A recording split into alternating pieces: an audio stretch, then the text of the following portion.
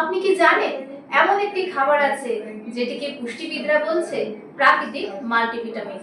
আপনি আমি এটাকে খুব সাধারণ সবজি ভাবলেও এটা কিন্তু আদতে সাধারণ নয়।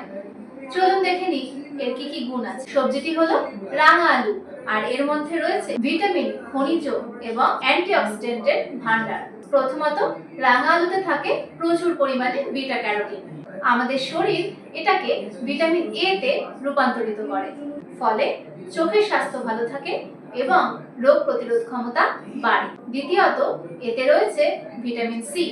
এটি শরীরের কোষকে ক্ষতির হাত থেকে বাঁচায় এবং ত্বককে সুস্থ রাখে। তৃতীয়ত, রাঙা আলুতে থাকা ফাইবার হজম শক্তি ভালো করে।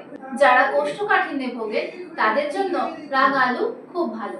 চতুর্থত, এর মধ্যে থাকে পটাশিয়াম, যা রক্তচাপ নিয়ন্ত্রণ করে এবং হৃদযন্ত্রের এবং হার্টের স্বাস্থ্যের জন্য উপকারী হয়। পঞ্চমত, অনেকেই ভাবেন রাঙা আলু খেলে মনে হয় মোটা হয়ে যেতে হবে, কিন্তু পরিমিত পরিমাণে সেদ্ধ করা বা বেক করা রাঙা আলু অনেকক্ষণ পেট ভরিয়ে রাখে, যার ফলে আসলে ওজন নিয়ন্ত্রণ করা সহজ হয়ে যায়।